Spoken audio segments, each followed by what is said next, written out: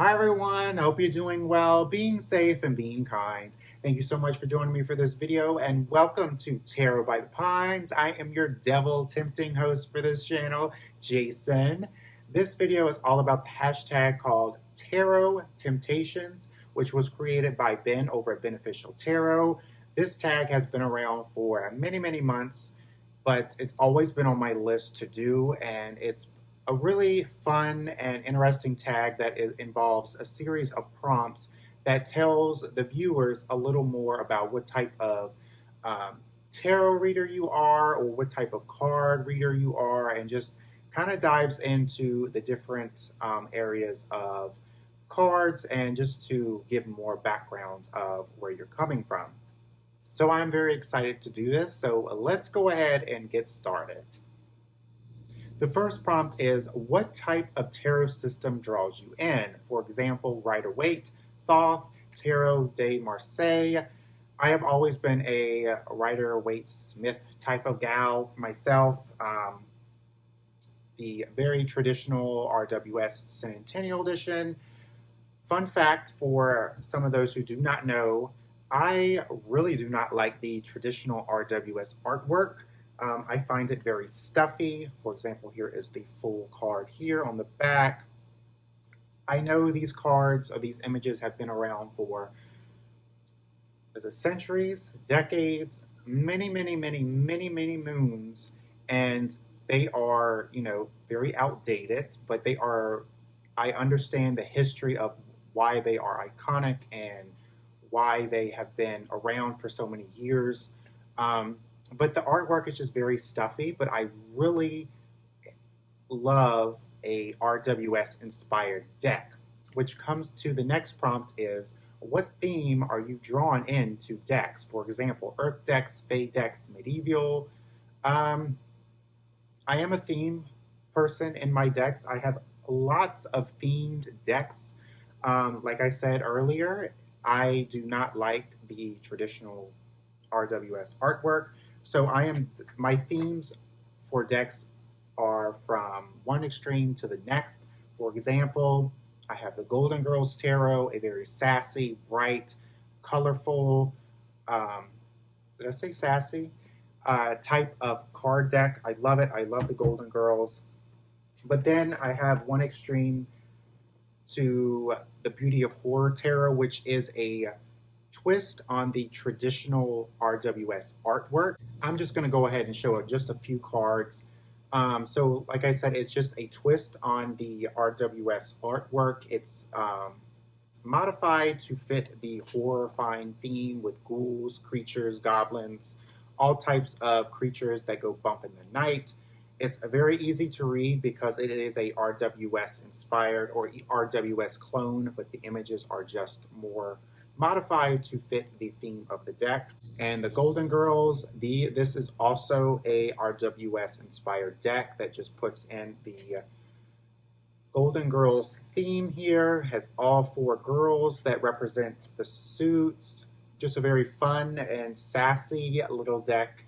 And then I have more, I guess, modernized decks that are, and then I have more modernized tarot decks that don't necessarily have a specific theme, but it is inspired by an RWS deck.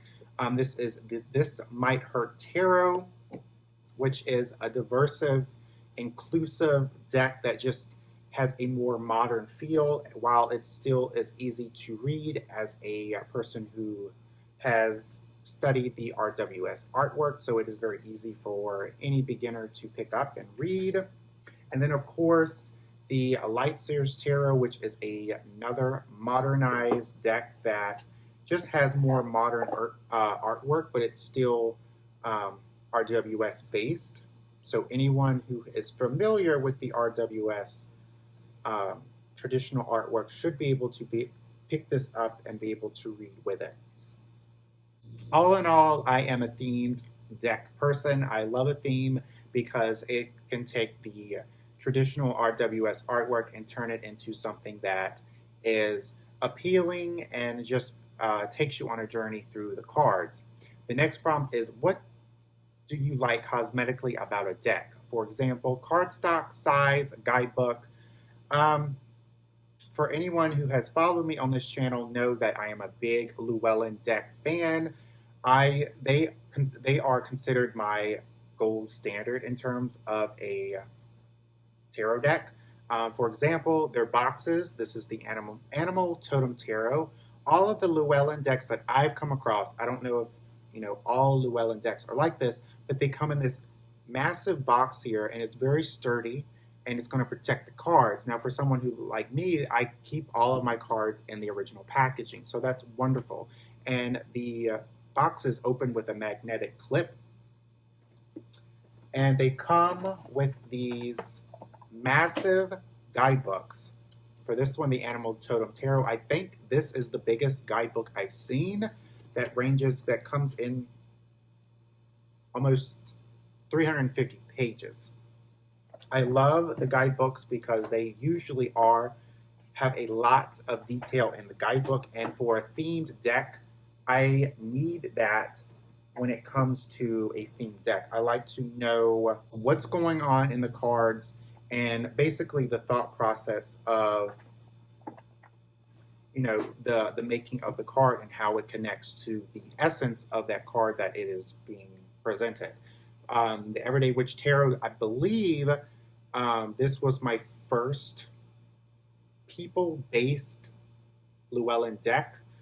So this guidebook is full color, have a full color page, picture of the card, and it has like a page worth of stuff about the card, talks about what's going on in the card, and then the divinatory meaning. It is the gold standard, in my opinion, because I was introduced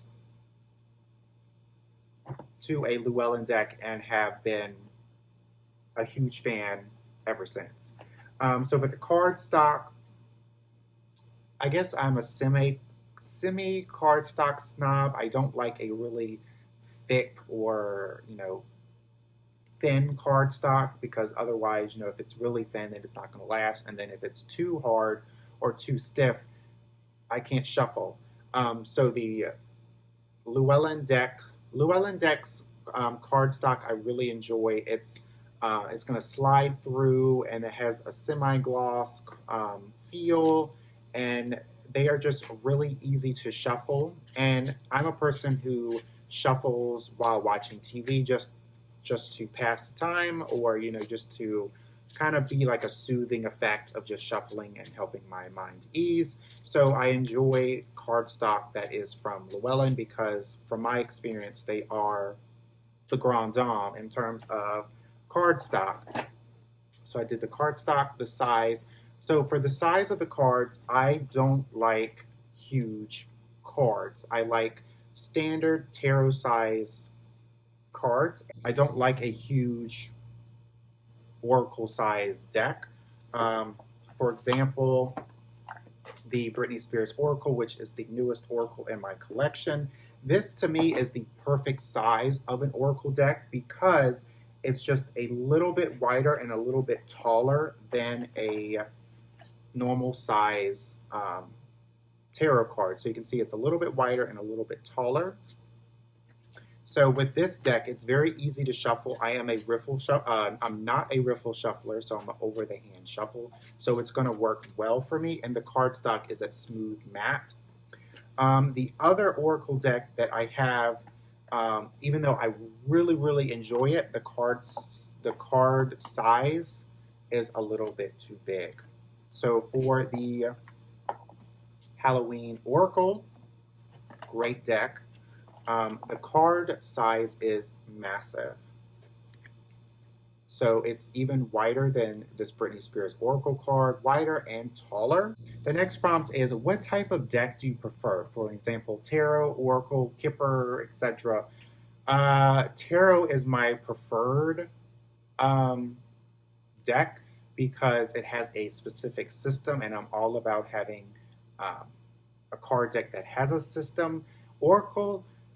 An Oracle has to be done really well for me to enjoy. I've tried getting into Oracle decks first when I was getting into divinatory purposes. But I found them to, most of them that I came across, they didn't really have much structure and not much of substance. However, I do have a couple Oracle decks, of course, that I enjoy because they are something, either they're themed or they have more substance than what I've come across. So, of course, I'm going to show the Britney Spears Oracle. This one is, you know what you're going to get. It's all about Britney Spears, but it has Britney Spears moments that can be applied to your life, and it's just a really thought out deck, and I really enjoy it. The other Oracle deck is the Animal Kin Oracle. I've tried a few animal oracles, and they just don't seem to have, again, that substance, that structure. But for this one, it has a lot of information about the animal that's on the card and how their habits and their way of survival and life can be applied back to us humans. So I really appreciate that and it's just a deck that has substance, an oracle deck that has substance, and I really enjoy it. The next prompt is, do you like decks that have a story to them? For example, a story attached to the cards or the process of how the deck was made. So I like both of these. I like a deck that has a story attached to the cards, as well as the guidebook having a process of how the cards was made. For example, the latest deck in my library is the Trick or Treat Tarot. This has a story, and it also has in the guidebook of what type of trick or treat event applies to that card, and a little bit of history about that specific event and how it applies to the card. I really enjoy that, and if that did not have this specific format for this deck, I don't think it would work as well. The next prompt is, are you tempted by seasonal decks? For example, Halloween decks, Christmas decks. I am very tempted by season decks. I love a good Halloween deck, obviously. My first Halloween deck was the Halloween Tarot. This is the Grand Dame in terms of Halloween deck for me. It is a very old Halloween deck. I think this was made back in the 90s. So it is a very traditional RWS artwork, but it has been the Halloween theme has been applied. So anyone who is familiar, again, with the RWS traditional artwork can easily pick this up and read with it. So of course, the Trick or Treat Tarot and the Halloween Oracle are my Halloween themed decks. For Christmas, I've been trying, or I have tried in the past, to look at Christmas decks that are out there. And while I really do enjoy the theme of Christmas and how it is applied to the RWS artwork, um, I don't think I would enjoy it quite as much as the Halloween, because I am a huge Halloween person. Christmas, I enjoy many things about it, but Halloween is really near and dear to my heart. So Halloween for the win for me. The final prompt is, do you have a favorite artist who creates cards? I do not have a favorite artist. I believe I have a variety of artists from the Llewellyn publications. They may have the same writer for the guidebook, but in terms of the artists, I don't. But in terms of the guidebook, I have quite a few decks that the guidebook is written by Lisa Robertson, such as the Circuit du Tarot. Then we have the Animal Totem Tarot. So while not an artist, I really enjoy Lisa Robertson's writing style, as well as the writing style of Chris Ann. I believe for them as writers, they really hone in onto the essence of the meaning of each card and really brings the card meaning to life and relates it back to someone who can, really relate to it and really resonate with, what's going on in terms of the card and in terms of the guidebook. I really enjoy their work. Thank you so much for watching this video. Thanks to Ben for creating this hashtag. I know it has been out there for many, many moons, and but I am so excited to, you know, jump on the bandwagon and share my thoughts on tarot temptations. I hope you all enjoyed. Of course, I will put Ben's original video in the description box below so you can check that out, subscribe to him, and enjoy his content. Again, thank you so much for watching, and until next time, I will see you for Tarot by the Pines.